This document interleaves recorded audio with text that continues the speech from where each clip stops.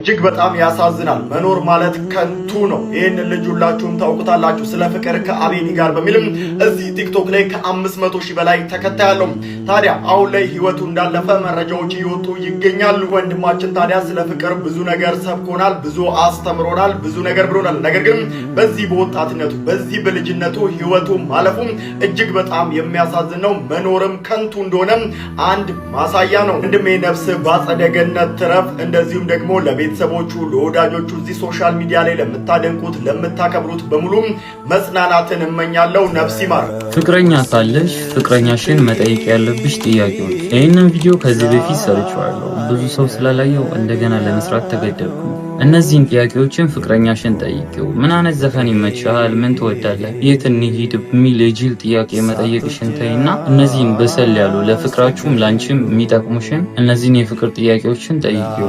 አንደኛና የመጀመሪያው ከኔ የምትወደው ነገር ምንድን ነው? ማለትም ምን ስሰራ ደስ ይልሃል? ምን ስሰራ ነው የምትወደው ብለሽ ጠይቂው። ይህን ጥያቄ መጠየቅሽ ለምን ይጠቅምሻል? አንድ ሰው የሚወደውን ነገር የምታውቂ ከሆነ በቻልሽው አቅም እዛ ነገር ላይ ትኩረት አድርገሽ ለምታፈቅሪውም ሆነ ለምትወጂው ሰው ደስታ እንድትፈጥሪ ያግዝሻል። አንቺ የሚወደውን ነገር ጠይቂው። ይህን ብሎ የጠቀሰልሽ ነገር ላይ ጎበዙ።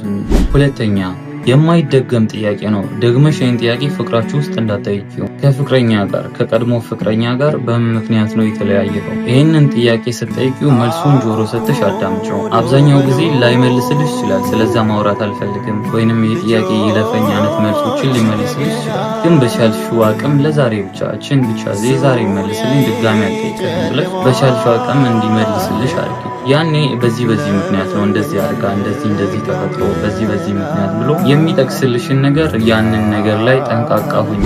ሶስተኛ አንደኛ ላይ ያለው ጥያቄ ተቃራኒ ማለት ነው። ከኔ የምትወደው ነገር ምንድነው ብለሽዋል አይደል? አሁን ደግሞ ከኔ የምጠላው ነገር ምንድነው? ምን ሳደርግ ነው የሚደብር?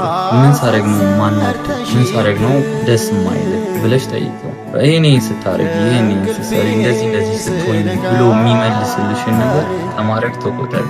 በቻልሽው አቅም አታርጊው። ያንን ነገር ደስ የማያሰኘውን ነገር አታርጊው። ያ ሁለተኛ ላይ ካለውም ጋር ተመሳሳይ ነው። የሚያስጠላውንም አይወደውም ነገር አታርጊ። አራተኛ ምን ያክል ታምነኛለህ? ይሄ ጥያቄ ባይዘው በጣም ፍቅራችሁ ውስጥ ዋጋ አለው። በጣም ነው ማምነሽ። በዚህ ደረጃ ይሄን ያክል አምነሻለሁ በዚህ ልክ ብሎ የሚነግርሽ ከሆነ ማለትም አንቺ ላይ ያለው እምነት ከፍ እያለ ከሆነ ያንን እምነት በፍጹም ካንቺ እንዳያጣ በቻልሽው አቅም ታማኝ ሁኚ።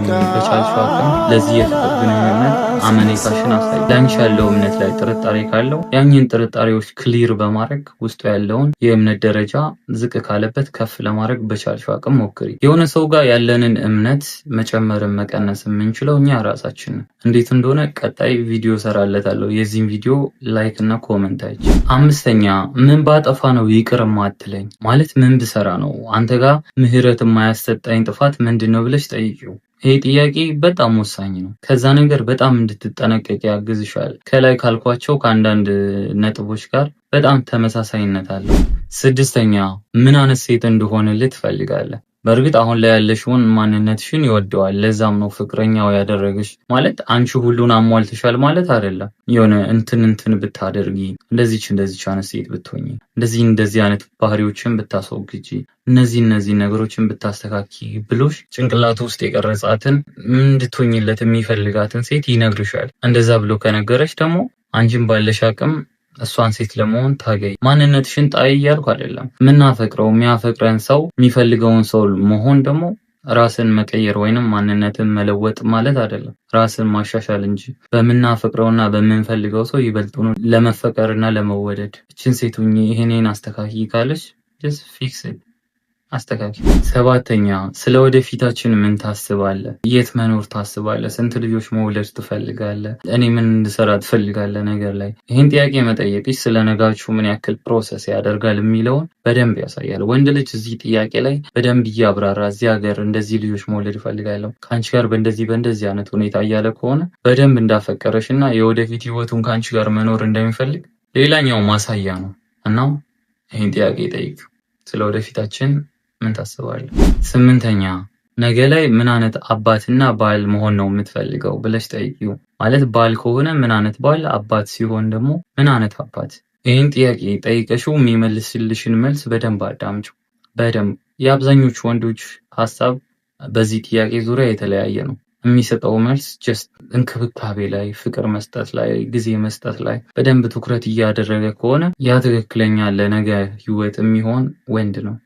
አጥጋቢ መልስ የማይሰጥ ከሆነ ከዚህ ጥያቄ የሚሸሽ አይነት ወንድ ከሆነ ኃላፊነት የማይሰማው ያን ያክል ዋጋ የማይሰጠው አይነት ወንድ ነው።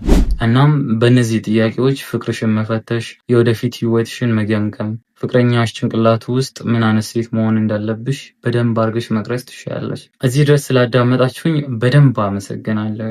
በዚህ አጋጣሚ የሚለቃቸው ቪዲዮዎች በደንብ እየታዩልኝ አይደለም፣ ኮፒ ሊንክ አድርጉልኝ። ስላዳመጣችሁኝ አመሰግናለሁ። እወዳችኋለሁ።